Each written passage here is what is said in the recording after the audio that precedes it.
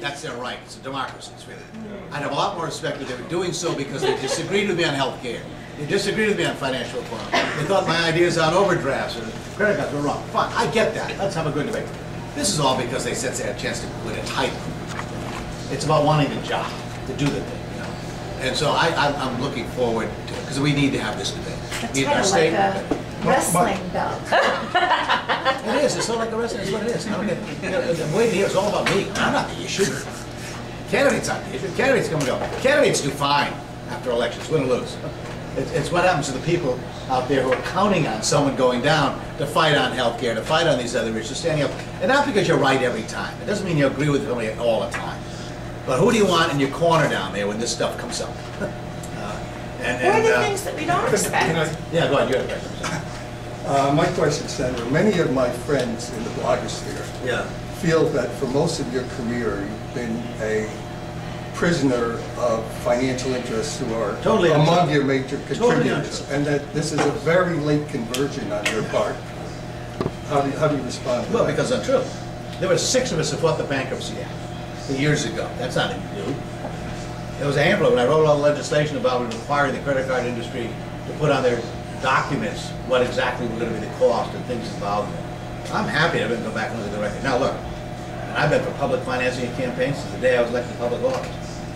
I would change this system in a New York minute if I could, because I worry about deeply the cost of these things and narrowing the pool of people.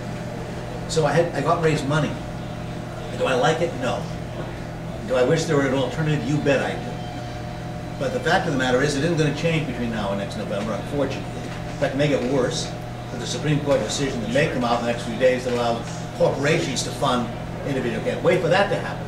Right? So the fact that I had to raise money to run for office, I don't think anybody can ever point to a single bill or a single vote. Hope they can. I can't. I would never.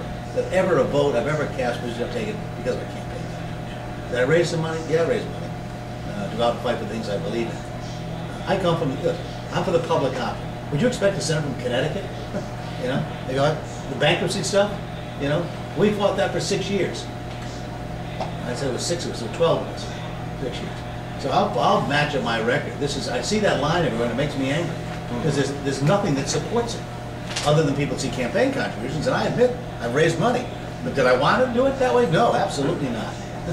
But Senator, there is a backdrop that we all feel that corporations and lobbyists have way too much influence over DC. I don't think that's made up. I think we really feel that an awful lot of folks we send down there start representing corporate interests over the people's interests, and there is this backdrop where, you know,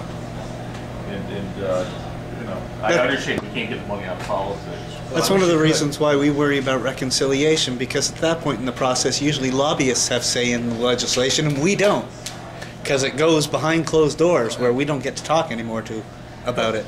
You know, I obviously I've supported all the various reforms trying to limit this.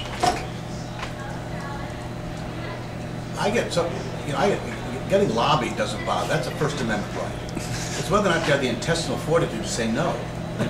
As you're taking their money. That's what the big difference is. Yeah, that's a big thing. I mean, I think it was Senator Kennedy who said that. I mean, it's okay to take their money as long as you can say no. You know, take the money in this hand and say, when you vote, you say no. And it's not the system. I'm sure that 90% of people in Congress like, but that's the system. And that's the tragedy of this.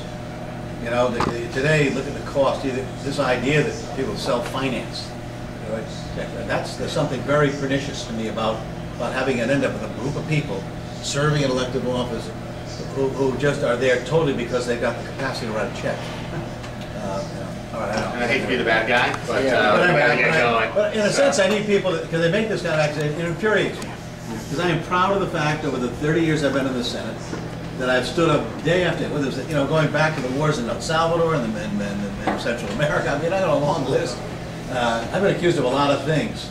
And this is the latest one, and the ones that befuddled me the most, because there's no merit to it whatsoever. Wasn't that why you decided to stay chairman on banking, to go after these issues? Yeah, I mean, this is the credit card bill. No one thought I could get it done. And I'm going to. This is complicated. There were financial reforms, so we didn't get a chance to talk about this today. But this is a big deal. It's actually more complicated in some ways than because it's an arcane subject. You start talking about credit default swaps and derivatives and counterparties, you know, you talk about glazing over the eyes on this subject, but it is critically important what has happened to the system, where the consumer has been absolutely forgotten in the process. And ironically, in a way, as it is in ways. I mean, it's a year later and they still haven't done any regulation to fix those credit derivatives and credit default swaps. We've done stuff, there've been some things done, the housing stuff, we got some stuff done there. We got some regulations adopted based on mortgages. But the housing doesn't, and the mortgages doesn't really affect the credit derivatives and credit default swaps, because that's a whole shadow banking gambling game. Yeah. But it's putting this all together, getting this done, and again, the Senate, and even Barney, who has the ability to just do whatever he wants to do, has not been able to get done as fast as he can, because he realizes every time you push the balloon this way, something else pops out the other way. So getting this all right